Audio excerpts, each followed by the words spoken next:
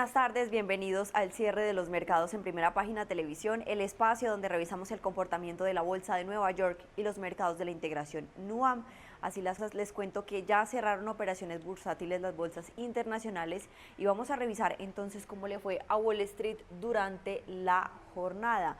Les cuento que los mercados de Wall Street cerraron al alza este miércoles tras la extensión de cese al fuego entre Estados Unidos e Irán y resultados corporativos mejores de lo esperado. Así las cosas, entonces vamos a observar exactamente cómo finalizó la jornada la Bolsa de Valores de Nueva York, que como podemos observar, el Dow Jones finaliza con una variación positiva del 0,69%, es decir, que avanzó más de 340 puntos en la jornada y se ubicó en 49.490 unidades. Por su parte, el Standard & Poor's 500 también aumentó más del 1%, un 1,05%, más de 70 puntos en 7.137 unidades. Y por último, el Nasdaq también finalizó con variaciones positivas superiores a más de 300 puntos o un 1,64% en 24.657. Les cuento que el impulso del mercado se dio luego de que el presidente Donald Trump anunciara la extensión de la tregua con Irán,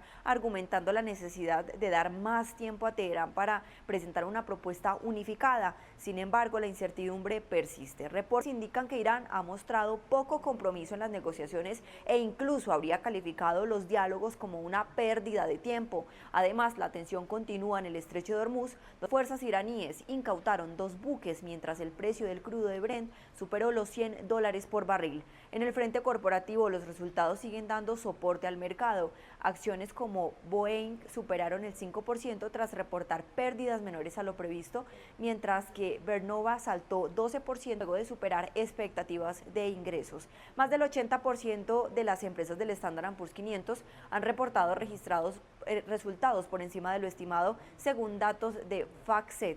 Y pese a los riesgos geopolíticos, el mercado comienza a descontar un escenario de desaceleración del conflicto apoyado en la solidez de las utilidades y el dinamismo del sector tecnológico, aunque los analistas advierten que la volatilidad podría aumentar si las negociaciones no avanzan. Y en noticias internacionales, Irán afirmó este miércoles que sus fuerzas navales interceptaron un portacontenedor que intentaba atravesar el estratégico estrecho de Hormuz, pese a que el presidente Donald Trump anunció una prórroga indefinida del alto al fuego con el fin de dar más tiempo a las negociaciones de paz. El bloqueo del estrecho de Hormuz disparó los pagos para evitar fila al cruzar por el Canal de Panamá. La demanda de tránsito aumentó por la guerra en Oriente Medio a tal punto que un buque de gas licuado de petróleo pagó $4 millones por cruzar más rápido y evitar esperas de hasta 5 días, según un informe oficial de la Autoridad del Canal de Panamá. La subasta más reciente incluyó además la oferta de 2 petroleros Aframax que superaron los 3 millones en semanas recientes. El alza se registra desde que estalló el conflicto el 28 de febrero con el ataque de Estados Unidos e Israel contra Irán, lo que llevó al bloqueo del estratégico estrecho de Hormuz, por donde transitaba una quinta parte de las exportaciones mundiales de hidrocarburos. En un reacomodo de rutas, refinerías asiáticas optan por comprar petróleo o gas a Estados Unidos y transportarlo por el canal panameño, y no a países del Medio Oriente para evitar el estrecho de Hormuz, según informes del canal. Los buques que transitan por el Canal de Panamá reservan su tránsito con antelación, pero para los que no tienen reservas y deben esperar en promedio 5 días, hay cupos de última hora a través de una subasta. Los precios promedio de la subasta entre octubre y febrero alcanzaron unos $130.000, mientras que en marzo y abril se ubicó en $385.000.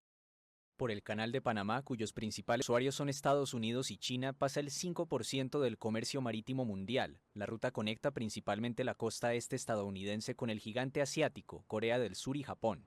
En la primera mitad del año fiscal 2026, que va de octubre a septiembre, la vía panameña registró el tránsito de 6.288 buques, lo que representa un aumento interanual del 3,7%, según cifras oficiales. Revisar esta información, veamos cómo cerraron los mercados de la integración NUAM.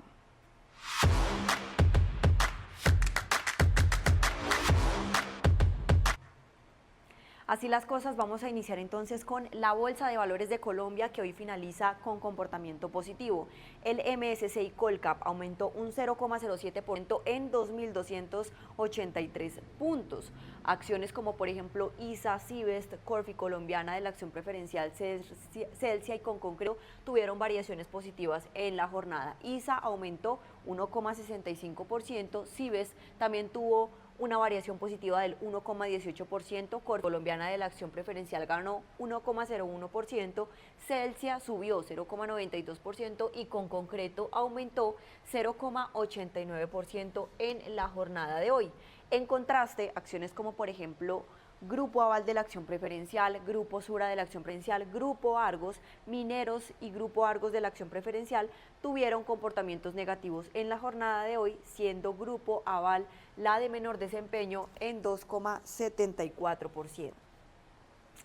En noticias del mercado colombiano les cuento que la Bolsa de Valores de Colombia y la Fundación Bolívar da Vivienda hicieron una alianza para fortalecer el acceso a financiamiento de las pymes a través de la plataforma A2 Censo. La iniciativa integra programas de fortalecimiento empresarial como Emprende País y Aura con mecanismos de inversión, configurando una ruta que acompaña a las empresas desde su desarrollo hasta su conexión con inversionistas. La plataforma A2 Censo cuenta con más de 15.000 inversionistas y ha canalizado cerca de 122.000 millones de pesos en 232 campañas en un contexto donde las pymes generan cerca del 80% del empleo en el país, pero enfrentan limitaciones de acceso a capital. La articulación busca cerrar esta brecha mediante la integración de capacidades de formación, preparación y financiamiento, impulsando el crecimiento empresarial y la dinámica del mercado de capitales.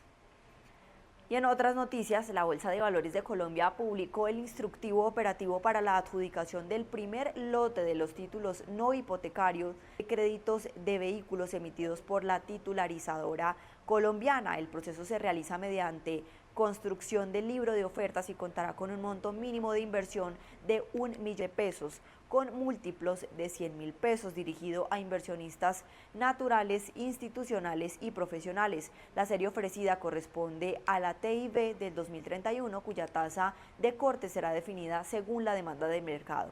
El proceso tendrá como agentes colocados a Corredores de Vivienda y Valores Bancolombia y Alianza Valores, y la adjudicación final definirá el monto, la distribución y las condiciones de los títulos en línea con el mecanismo de mercado primario en renta fija.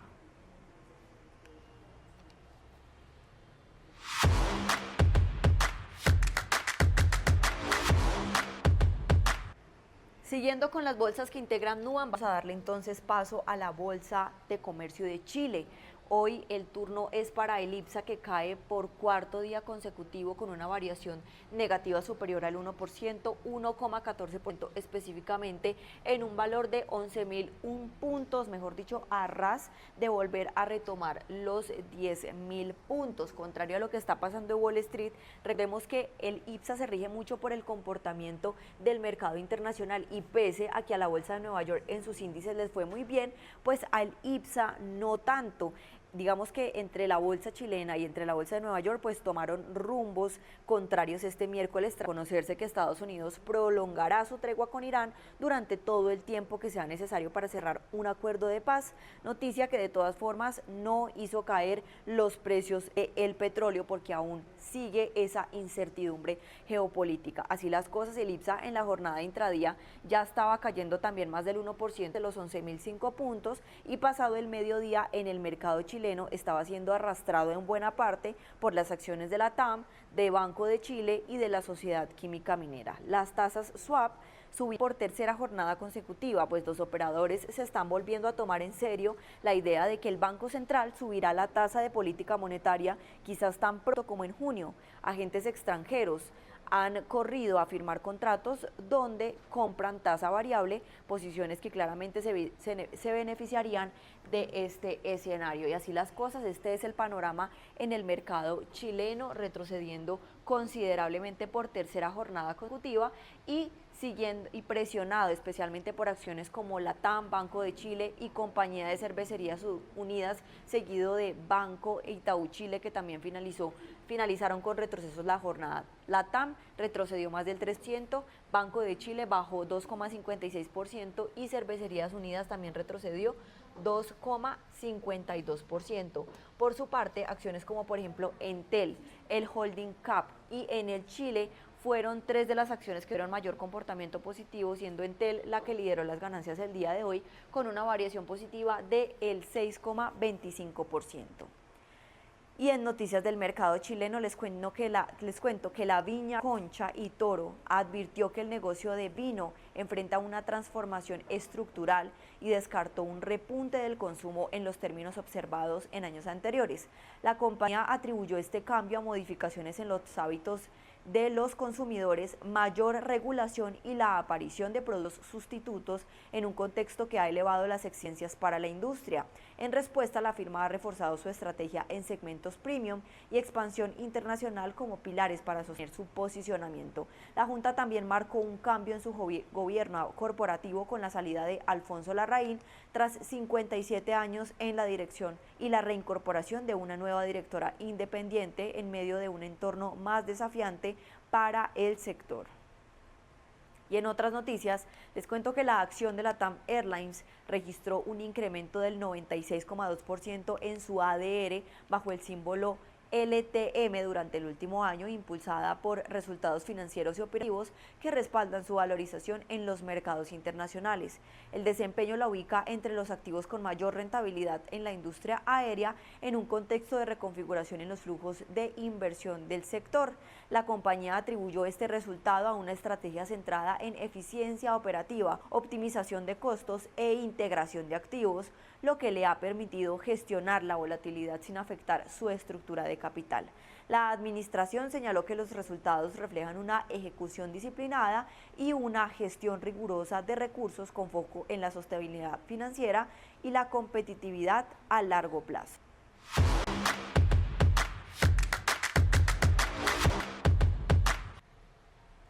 Y ya para finalizar, el turno es para la Bolsa de Valores de Lima, que hoy finaliza con variaciones positivas, el índice general con una variación positiva del 0,40%, lo que nos permite concluir que NUAM hoy finalizó la jornada en terreno mixto. Colombia lo hizo de manera positiva, Chile de manera negativa, y hoy vemos que Lima se suma también a esos índices con buenos desempeños en la jornada de hoy tras ese anuncio que recientemente hizo Donald Trump sobre extender la tregua. Así las cosas, sobre extender el alto al fuego. Así las cosas, el índice general del Perú se ubica en 51.703 unidades, mientras que el SELEC, que es el índice que reúne a las 14 acciones más valorizadas dentro del mercado limeño, también finaliza con una variación positiva un poco más fuerte del 0,66% en 1.331 unidades. Entre los movimientos que destacaron, el primer título en avanzar fue Panoro Minerals con una variación positiva del 4,23%.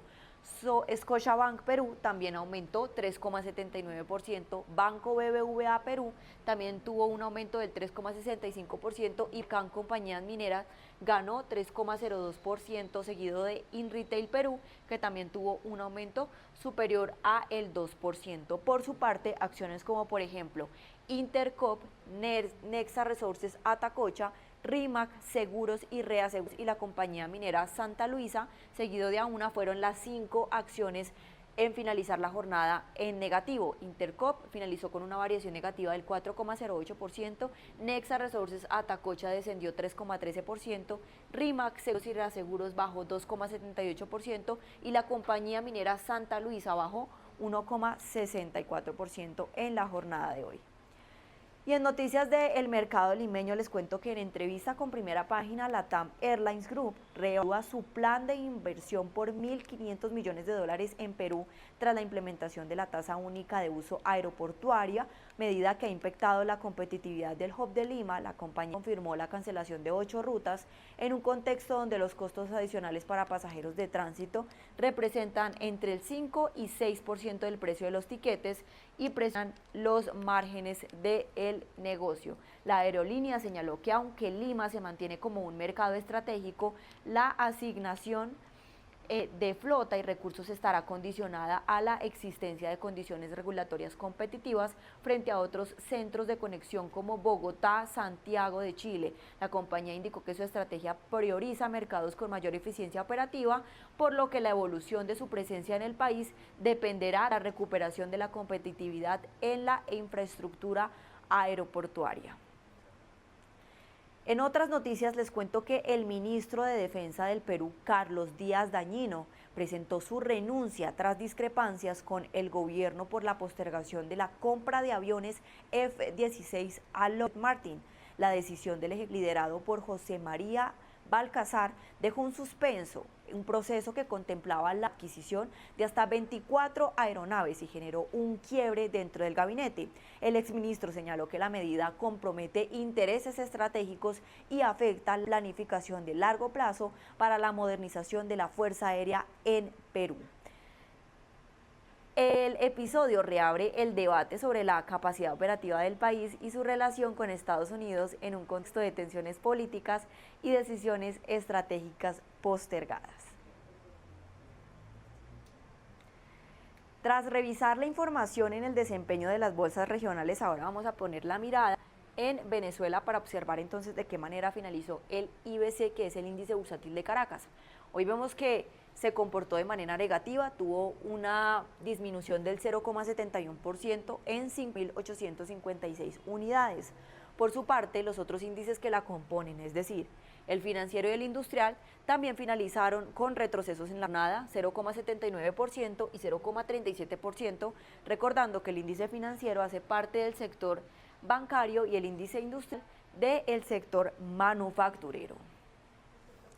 En noticias del mercado venezolano les cuento que un grupo de acreedores de bonos de Venezuela sostuvo reuniones con funcionarios de Estados Unidos para explorar su participación en la eventual reestructuración de la deuda del país, en un proceso que podría superar los 100.000 millones de dólares. Los inversionistas, que mantienen una porción relevante de los títulos en default desde el 2017, plantearon su interés en canalizar capital hacia sectores importantes como energía e infraestructura en medio de un nuevo contexto de flexibilización política. El acercamiento se produce en un escenario donde la deuda externa total del país se estima entre los 150.000 millones de dólares y los 170.000 millones de dólares, incluyendo bonos, préstamos y reclamos legales.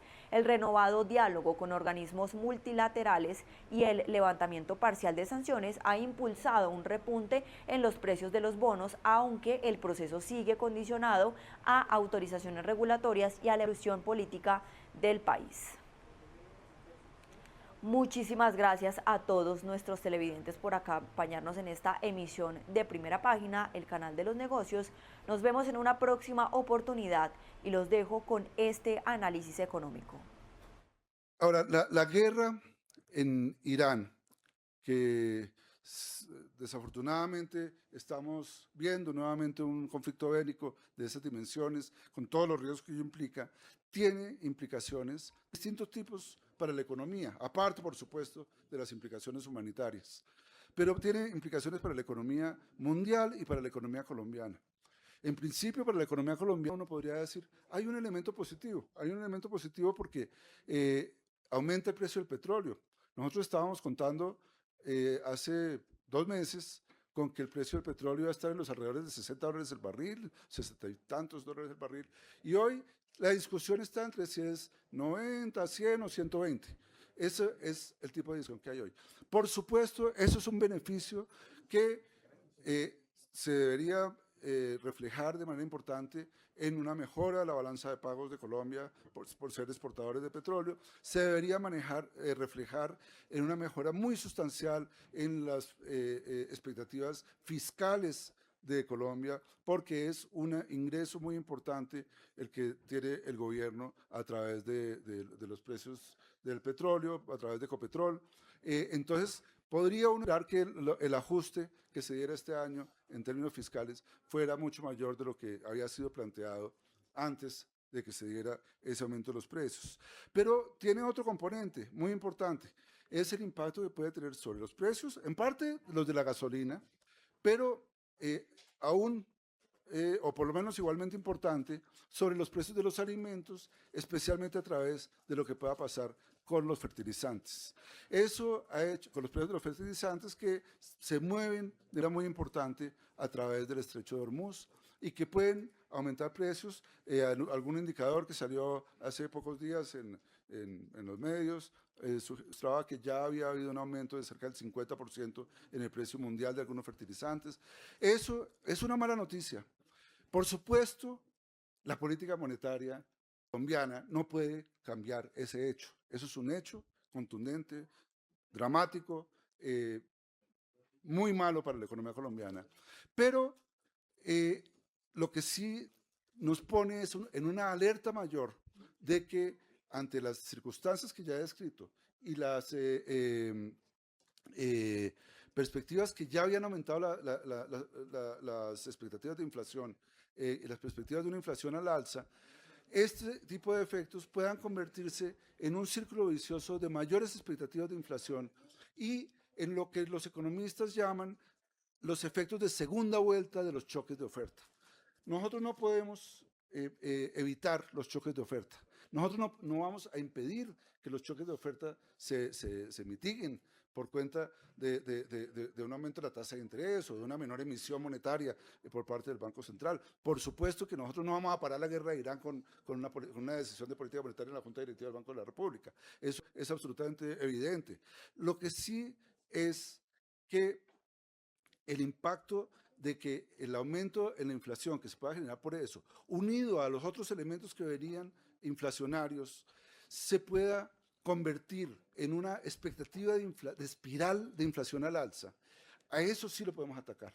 Si logramos confianza en que la inflación se va a controlar, si hay una política monetaria que logra esa confianza, si le damos credibilidad a la meta de inflación que tenemos, el impacto negativo de este tipo de choques de oferta sobre la inflación puede ser muy moderado, mucho más mitigado de lo que sucedería si decimos no nos importa, dejamos que pase el aumento de la inflación y tenemos por eso que actuar como actuaron todos los países del mundo cuando tuvimos una situación de menor magnitud, pero también en la misma dirección hacia 2021 y 2022, cuando la situación, cuando la recuperación de la demanda mundial después del COVID se unió con la guerra de Ucrania y generó una escasez de fertilizantes y de alimentos que generó presiones inflacionarias al alza y que condujo no a Colombia solamente, a Colombia dentro de un paquete de muchísimos países del mundo, a subir las tasas de interés y a hacer una política contractiva que logró bajar la inflación y que logró que esa inflación bajara en casi todos los países, casi que con la excepción de Colombia, hasta la meta. Hoy en día, Estados Unidos, Canadá, Europa, Inglaterra, en América Latina, Perú, Chile, Uruguay, Paraguay, Costa Rica, México, tienen ya la inflación dentro del rango meta. Brasil se mantenía por fuera y se logró meter recientemente. Y eso le está permitiendo bajar las tasas de interés. Colombia es la excepción. Colombia no ha logrado bajar la inflación en la magnitud que se deseaba y eso ha hecho que el comportamiento sea de la inflación, sea muy diferente al de otros del mundo, tanto en materia de inflación como en materia de tasa de interés.